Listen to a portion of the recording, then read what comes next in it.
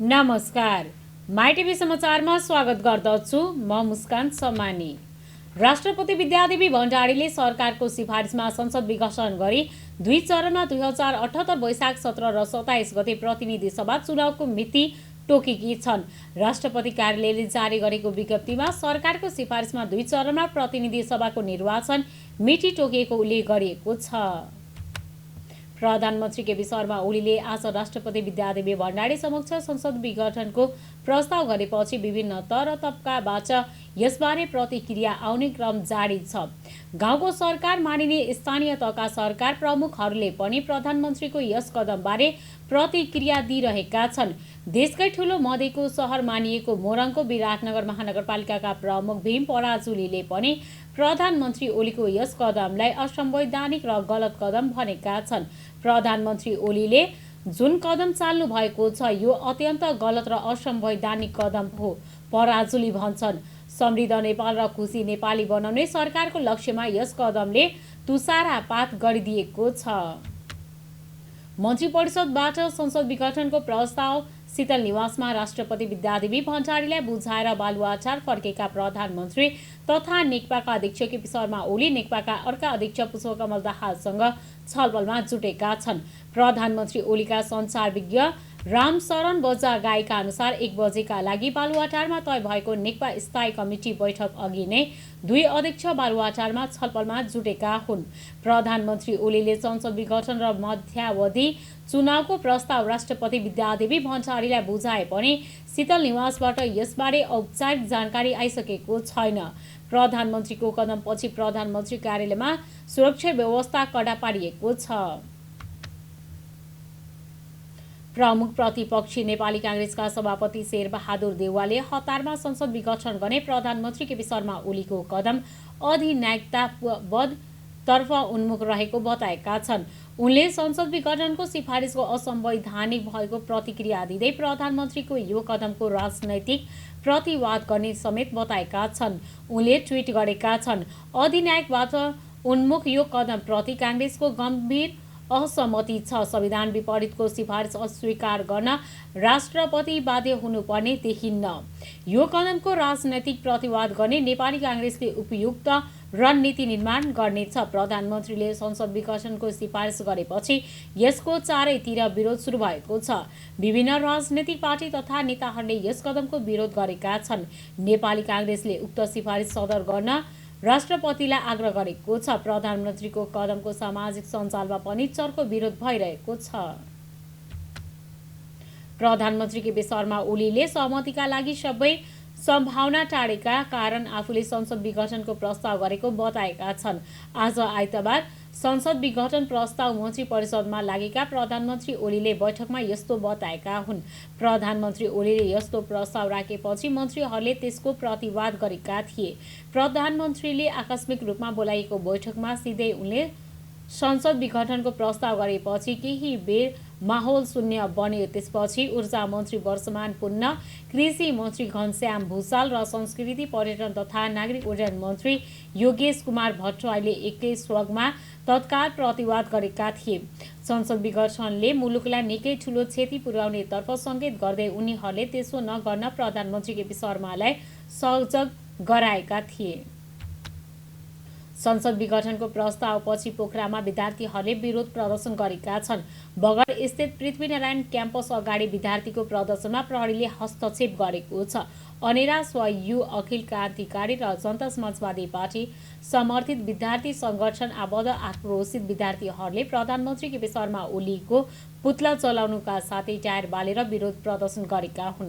प्रधानमन्त्री केपी शर्मा ओलीको प्रस्तावले लोकतन्त्रको हरण र संविधानको धज्जी उडाएको भन्दै उनीहरूले पोखराको मुख्य बजार महेन्द्र पुलमा समेत विरोध प्रदर्शन गर्ने तयारी गरेका छन्।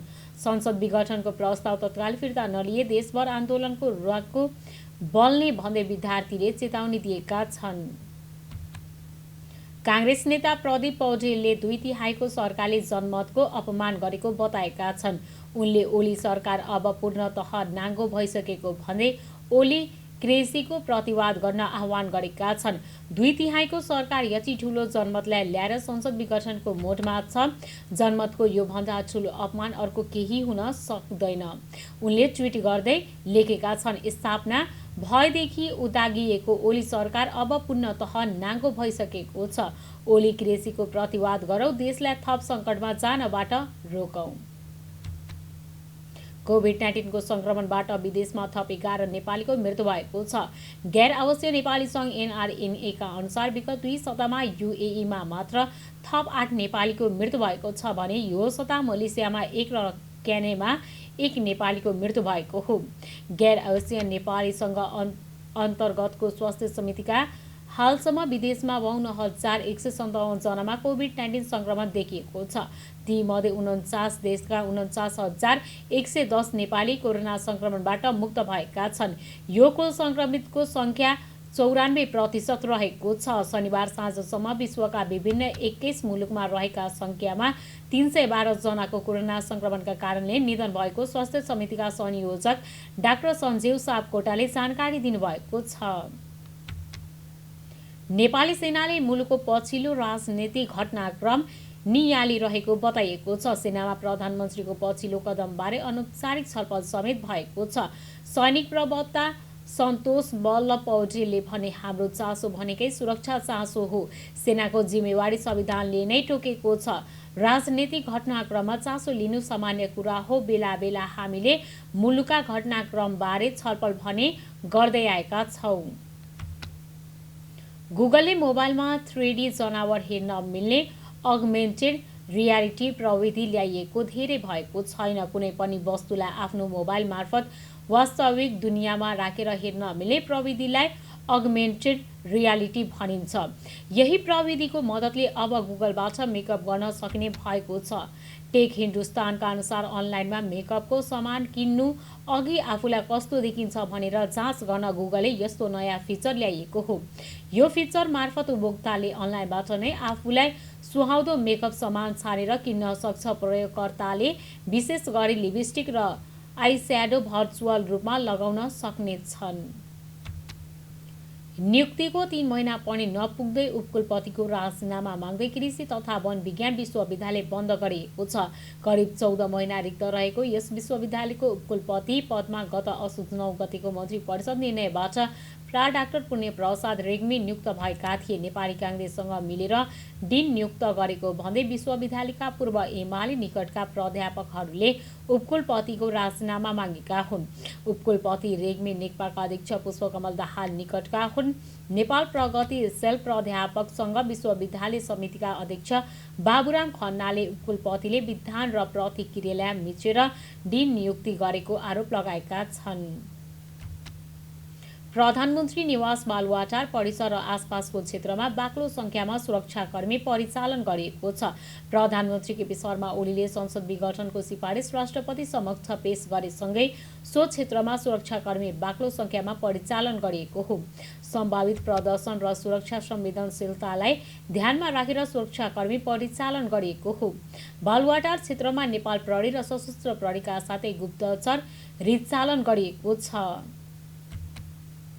शनिबारदेखि बेपत्ता भएकी बिर्तामोड निवासी एक महिला आज बिहान मृत फेला परेकी छिन्। बिर्तामोड नगरपालिका 2 चैत्युबारी निवासी 40 वर्ष दिनो राजवंशी घर नजिकैको खेतमा मृत फेला परेकी हुन्। स्थानीयवासीले भने ती महिलाको कसैले हत्या गरेर खेतमा शव छाडेको बताउँदै आएका छन्। प्रहरीले शङ्कास्पद अवस्थामा महिलाको शव फेला परेपछि सँगै एकाइ कार्यालय धरानबाट तालिम प्राप्त कुकुर ल्याएर अनुसन्धान सुरु गरेको इलाका प्रहरी कार्यालय अनारमणिका प्रहरी उपरीक्षक मुकुन्द रिजालले जानकारी दिनुभएको छ।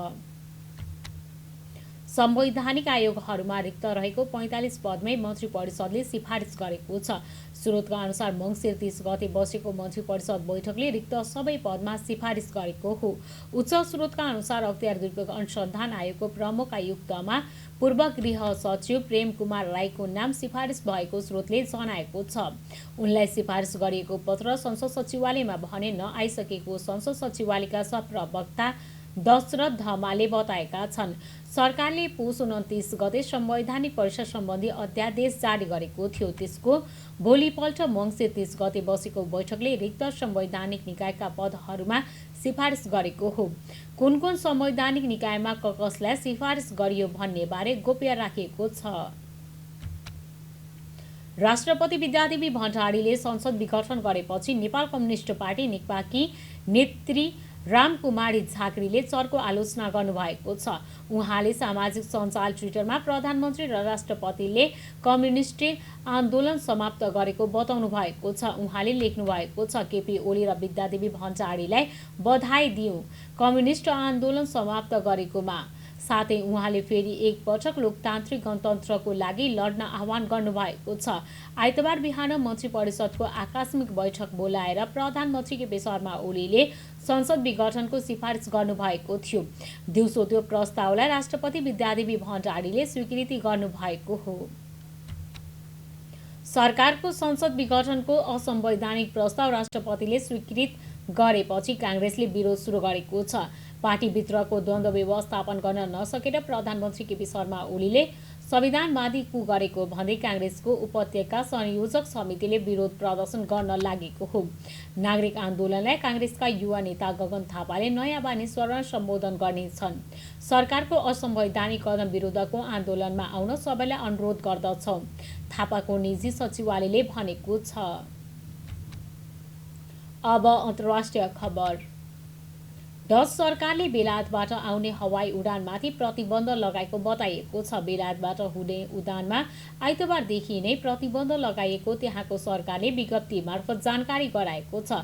बेलायतबाट आएको उडानमा रहेका एकजना व्यक्तिमा हालै मात्र कोरोना भाइरसको जीवाणु पाइएको भन्दै यस उडानमा प्रतिबन्ध लगाएको बताइएको हो। बेलायतले पनि आज सबै नागरिकलाई घरमै बस्न आदेश दिएको छ।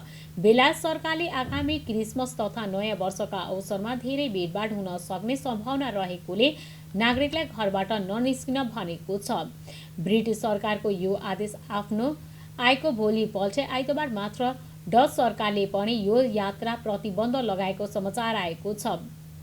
बेलायतमा आगामी क्रिसमसमा र नयाँ वर्षमा दिएको बिदाका समयमा नागरिकहरूले बिदा मनाउन ठूलो संख्यामा जम्मा हुन सक्ने भएकोले यसमाथि प्रतिबन्ध लगाइएको बुझिएको छ।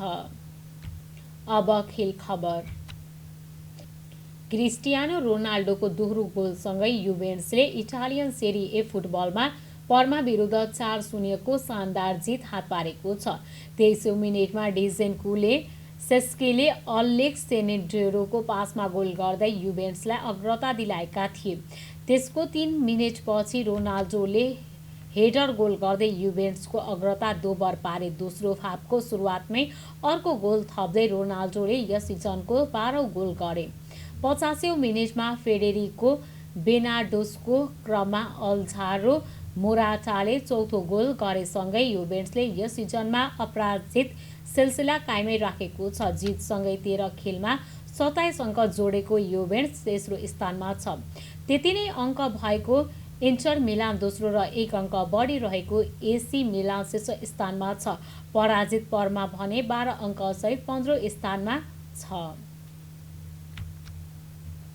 माई टिभी समाचार अहिलेलाई यति नै। अर्को समाचारको साथमा पुनः उपस्थित हुने नै छौँ। तबसम्म समाचारका सम्पूर्ण युनिटको साथमा म मुस्कान समानी पनि बिदा चाहन्छु।